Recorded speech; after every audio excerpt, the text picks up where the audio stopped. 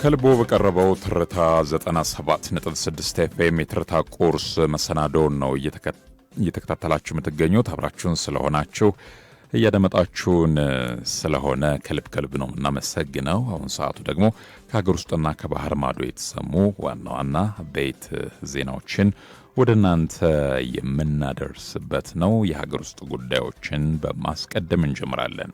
መንግስት አዲስ የሞተር ተሽከርካሪ ባለቤትነት ታክስ ለመጣል ዝግጅት እያደረገ መሆኑ ተሰማ። የኢትዮጵያ መንግስት ከ2020-2021 በጀት ዓመት ጀምሮ ተግባራዊ የሚሆን አዲስ የሞተር ተሽከርካሪ ባለቤትነት ቀረጥ ለመጣል ዝግጅት እያደረገ መሆኑ ተነግሯል። ከዘርፉ የሚሰበሰበው ገቢ በፌዴራልና በክልሎች መካከል ለመከፋፈል የሚያስችል ስርዓት እየተዘጋጀ መሆኑም ተሰምቷል። የሚኒስትሮች ምክር ቤት የተዘጋጀውን የገቢ ክፍፍል የውሳኔ ሀሳብ እስከ መጪው ታህሳስ ወር 2019 ዓ.ም ድረስ ለፌዴሬሽን ምክር ቤት ያቀርባል ተብሎም ይጠበቃል። ይህ የውሳኔ ሀሳብ ከጸደቀ ከአዲሱ የታክስ አይነት የሚሰበሰበውን ገቢ በህገ መንግስቱ መሰረት በፌዴራል መንግስትና በክልል መንግስታት መካከል ለመጋራት ህጋዊ ማዕቀፍ ይፈጠራልም ተብሏል። ይህ አዲስ የተሽከርካሪ ባለቤትነት ታክስ መንግስት የሀገር ውስጥ ገቢ አሰባሰብ አቅሙን ለማሳደግና ቀረጥ ከጠቅላላ የሀገር ውስጥ ምርት ያለውን ድርሻ ለማሻሻል ከጀመራቸው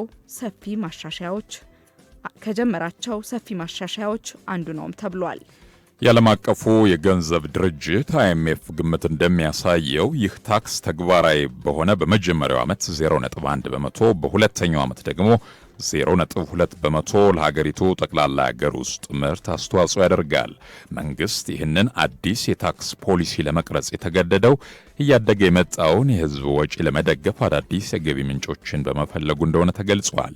ለዚህም ማሳያ የሚሆነው በቅርቡ የጸደቀው የ2019 በጀት ዓመት የሀገሪቱ አጠቃላይ ወጪ 2.339 ትሪሊየን ብር ሲደርስ ከዚህ ውስጥ 1.61 ትሪሊየን ብር የሚሆነው ከሀገር ውስጥ ገቢ ለመሰብሰብ ታቅደዋል።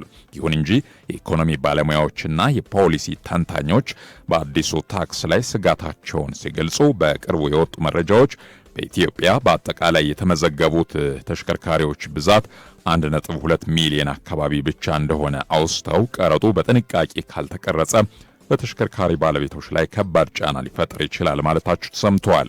ይህን ያሉት ባለሙያዎቹ አክለውም በርካታ የተሽከርካሪ ባለቤቶች ሀብታም ባለሀብቶች ሳይሆኑ መኪናቸውን ለዕለታዊ ትራንስፖርት አገልግሎትና ለገቢ ምንጭነት የሚጠቀሙ ተራ ዜጎች በመሆናቸው አዲሱ ታክስ ዝቅተኛ ገቢ ያላቸውን አሽከርካሪዎች የሥራ ማስኬጃ ወጪ በመጨመር የዋጋ ንረትን ሊያባብስ ይችላል።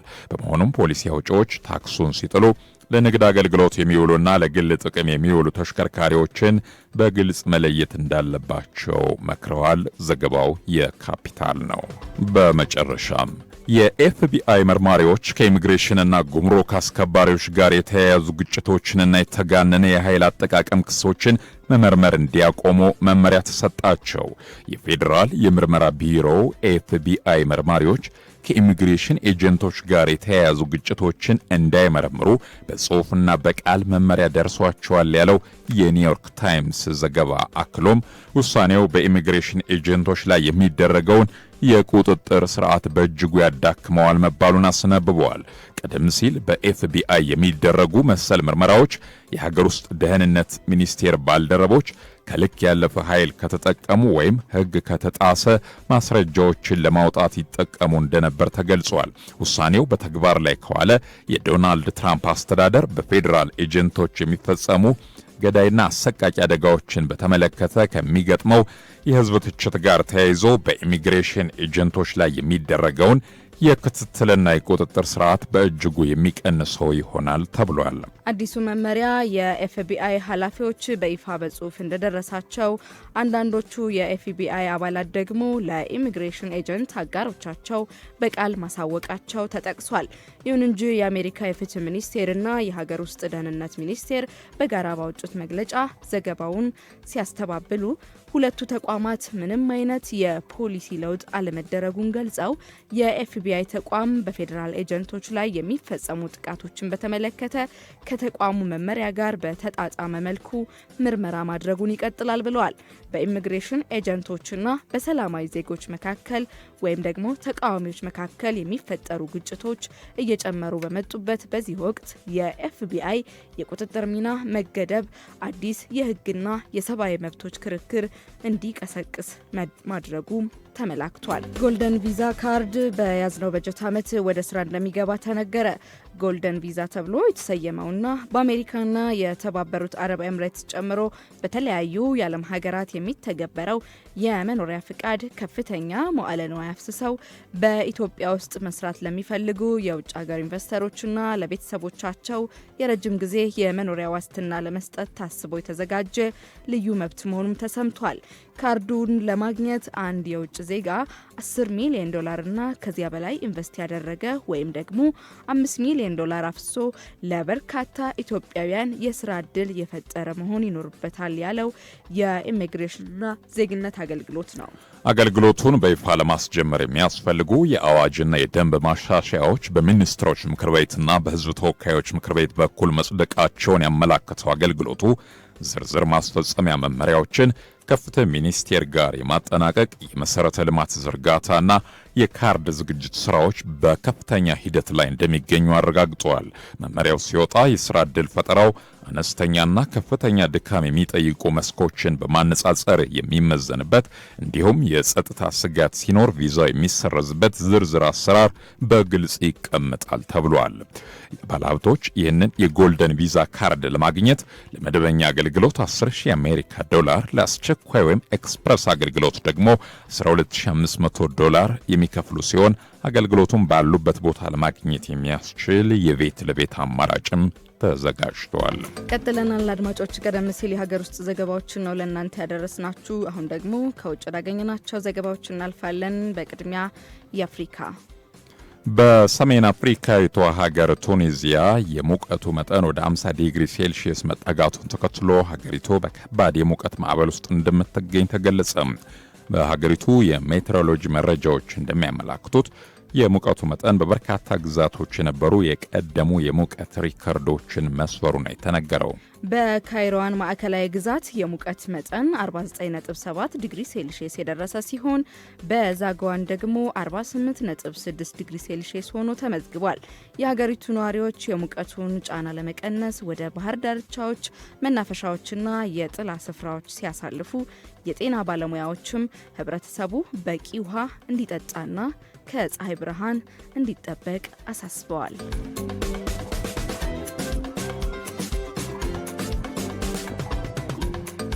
ትርታ ቁርስን ነው እያደመጣችሁ የምትገኙት። አብራችሁን ስለሆናችሁ እየተከታተላችሁን ስለሆነ እናመሰግናለን። ሀሳብ አስተያየት ጥቆሞቻችሁንም እያደረሳችሁን ነው። ወደ ኋላ ላይ ደግሞ ስብሰባ አድርገን የምንመለከታቸው ይሆናል። ይህን ሰዓት አጋር በመሆን አብረውን እየሰሩ የሚገኙ ተቋማት አሉ። አጋሮቻችንን እናመሰግናለን። ከራይድ ጋር ወደፊት የሚለው ራይድ ትራንስፖርት የዚህ ሰዓት አጋራችን ነው። በተለያየ አጋጣሚ ከውጭ ሀገራት ወደ ሀገር ቤት የሚመጡ ወዳጅ ዘመዶን ለመቀበል ጊዜ ቢያጥሮ እኛ አለንሎ የሚለው ራይድ ትራንስፖርት ታማኙ የጉዞ አማራጮ ራይድ ትራንስፖርት እንክብካቤ ሳያጓድል ደህንነታቸው እንደተጠበቀ በአይነ ስጋ ያገናኘውታል ይላል። ከራይድ ጋር ወደፊት የሚለው ራይድ ትራንስፖርት የዚህ ሰዓት አጋራችን ነው። ሌላኛው አጋራችን ደግሞ እናት ባንክ ነው። እናት ባንክ ዘርፈ ብዙ አገልግሎቶችን እንደሚሰጥ ይታወቃል። ከነዛ መካከል የውጭ ምንዛሪ አገልግሎት አንዱ ነው። ከውጭ ሀገር የተላከ አደራ በእምነት የሚደርስበት ቦታ ከተባለ አንዱ እናት ባንክ ነው።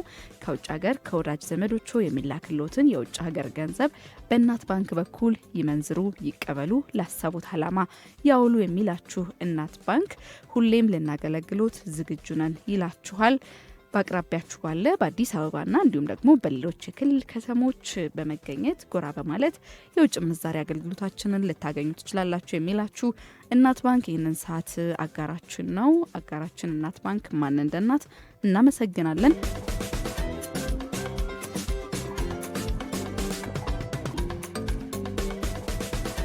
ከልቦ በቀረበው ትርታ 97.6 ኤፍኤም የሰኘው ማለዳ የሐምሌ 13 ቀን 2018 የትርታ ቁርስ መሰናዶውን ነው እየተከታተላችሁ የምትገኙት። አብራችሁን ስለሆናችሁ እያደመጣችሁን ስለሆነ ከልብ እናመሰግናለን። አሁን ሰዓቱ ከሀገር ውስጥና ከውጭ የተሰሙ ዋና ዋና ቤት ዜናዎችን ወደ እናንተ የምናደርስበት ነው። የሀገር ውስጥ ጉዳዮችን በማስቀደም እንጀምራለን። ጎልደን ቪዛ ካርድ በያዝነው በጀት ዓመት ወደ ስራ እንደሚገባ ተነገረ። ጎልደን ቪዛ ተብሎ የተሰየመውና በአሜሪካና የተባበሩት አረብ ኤምሬትስ ጨምሮ በተለያዩ የዓለም ሀገራት የሚተገበረው የመኖሪያ ፍቃድ ከፍተኛ መዋዕለ ንዋይ አፍስሰው በኢትዮጵያ ውስጥ መስራት ለሚፈልጉ የውጭ ሀገር ኢንቨስተሮችና ለቤተሰቦቻቸው የረጅም ጊዜ የመኖሪያ ዋስትና ለመስጠት ታስቦ የተዘጋጀ ልዩ መብት መሆኑም ተሰምቷል። ካርዱን ለማግኘት አንድ የውጭ ዜጋ $10 ሚሊዮን እና ከዚያ በላይ ኢንቨስት ያደረገ ወይም ደግሞ $5 ሚሊዮን አፍስሶ ለበርካታ ኢትዮጵያውያን የስራ ዕድል የፈጠረ መሆን ይኖርበታል ያለው የኢሚግሬሽንና ዜግነት አገልግሎት ነው። አገልግሎቱን በይፋ ለማስጀመር የሚያስፈልጉ የአዋጅና የደንብ ማሻሻያዎች በሚኒስትሮች ምክር ቤትና በሕዝብ ተወካዮች ምክር ቤት በኩል መጽደቃቸውን ያመላከተውም አገልግሎቱ ዝርዝር ማስፈጸሚያ መመሪያዎችን ከፍትህ ሚኒስቴር ጋር የማጠናቀቅ እንዲሁም ደግሞ የመሰረተ ልማት ዝርጋታና የካርድ ዝግጅት ስራዎች በከፍተኛ ሂደት ላይ እንደሚገኙ አረጋግጧል። መመሪያው ሲወጣ የስራ ዕድል ፈጠራው አነስተኛና ከፍተኛ ድካም የሚጠይቁ መስኮችን በማነጻጸር የሚመዘንበት እንዲሁም የጸጥታ ስጋት ሲኖር ቪዛው የሚሰረዝበት ዝርዝር አሰራር በግልጽ ይቀመጣል ተብሏል።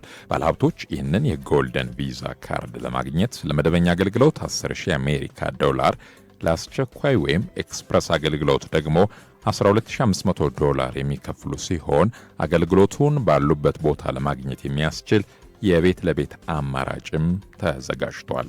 በሚቀጥሉት 3 ቀናት በአብዛኛዎቹ የሀገሪቱ ክልሎች ከቀላል እስከ ከባድ ዝናብ ሊጥል እንደሚችል የኢትዮጵያ ሜትሮሎጂ ኢንስቲትዩት አስጠነቀቀ። በአንዳንድ አካባቢዎች ድንገተኛ የጎርፍ አደጋ ሊከሰት ስለሚችል ህብረተሰቡ አስፈላጊውን ቅድመ ጥንቃቄ እንዲያደርግ ያሳሰበው የኢትዮጵያ ሜትሮሎጂ ኢንስቲትዩት ባወጣው የ3 ቀናት የአየር ሁኔታ ትንበያ መሰረት በትግራይ፣ በአማራ፣ በአፋር ደቡባዊ ክፍሎች፣ በቤኒሻንጉል ጉሙዝ፣ በጋምቤላ፣ በደቡብ ምዕራብ ኢትዮጵያ፣ በኦሮሚያ፣ በማዕከላዊ ኢትዮጵያ፣ በሲዳማና በደቡብ ኢትዮጵያ ክልሎች ከቀላል እስከ ከባድ ዝናብ ይኖራል። ከዚህ በተጨማሪ በትግራይ፣ በአማራ፣ በአፋር፣ በኦሮሚያ ምዕራባዊና ማዕከላዊ ክፍሎች፣ በቤኒሻንጉል ጉሙዝ፣ በጋምቤላ፣ በደቡብ ምዕራብ ኢትዮጵያ፣ በደቡብ ኢትዮጵያ፣ በማዕከላዊ ኢትዮጵያና በሲዳማ ክልሎች ከፍተኛ መጠን ያለውና ከባድ እስከ ከባድ በጣም ከባድ እንደሚኖር ትንበያው ያመላክታል። ይህ እጅግ ከባድ ዝናብ በተለይም በአማራ ምዕራባዊ ክፍሎች፣ በቤኒሻንጉል ጉሙዝ፣ በኦሮሚያ ምዕራባዊ ክፍሎችና በጋምቤላ በተወሰኑ አካባቢዎች ድንገተኛ የጎርፍ መጥለቅለቅ ወይም ፍሳሽ ፍለድ ሊያጋጥም እንደሚችል ተገልጿል።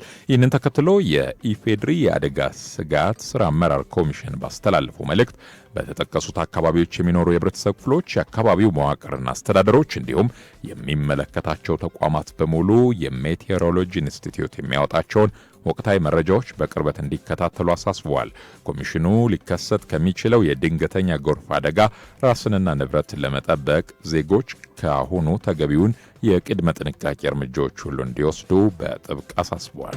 ቀጥለናል አድማጮች። ቀደም ሲል የሀገር ውስጥ ዘገባዎችን ነው ለእናንተ ያስደመጥናችሁ። ከዚህ በመቀጠልም የምናልፈው ወደ ውጭ ወዳገኘናቸው ዜናዎች ነው። በቅድሚያ የአፍሪካን እናስደምጣችኋለን። በኮንጎ ዲሞክራሲያዊ ሪፐብሊክ የኢቦላ ወረርሽኝ እስከ ትላንት እሁድ ድረስ 2267 በበሽታው የተያዙ ሰዎችና 893 ሰዎች መሞታቸው ተሰምቷል።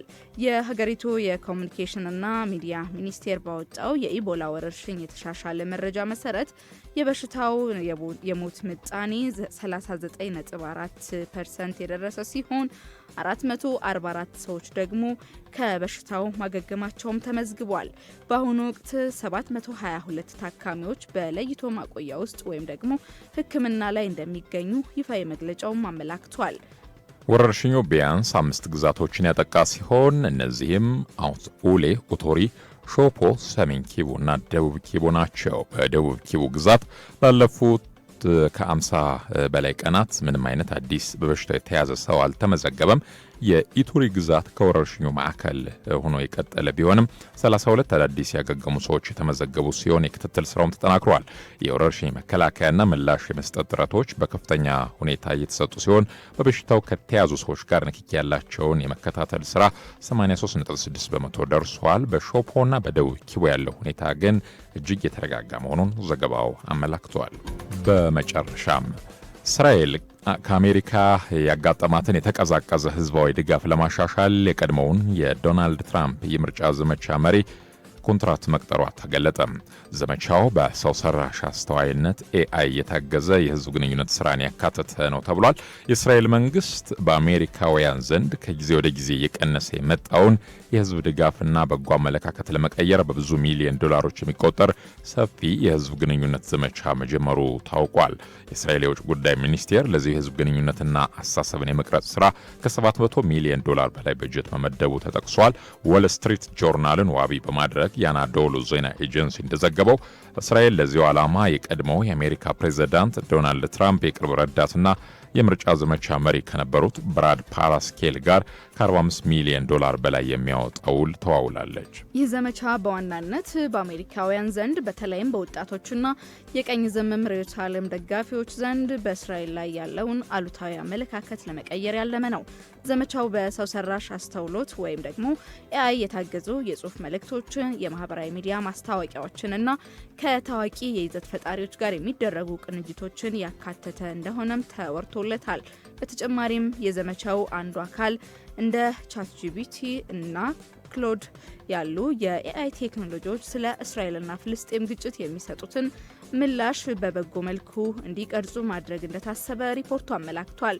ፍሬንድስ ፎር ፒስ በሚል መጠሪያ ስም የሚላኩት ሰው ሰራሽ አስተውሎት መር የጽሁፍ መልእክቶች በሚሊዮን የሚቆጠሩ አሜሪካውያን ስለ እስራኤልና ቀጠናዊ ጸጥታ ያላቸውን አመለካከት ለመቅረጽ እንደሚያገለግልም ተነግሯል። በቅርቡ የወጡ የህዝብ አስተያየት ጥናቶች አብዛኞቹ አሜሪካውያን በእስራኤል ላይ ያላቸው አመለካከት እየቀነሰ መምጣቱን እንዳሳዩ መነገሩም ይታወሳል ሲል በዘገባው ላይ ተካቷል።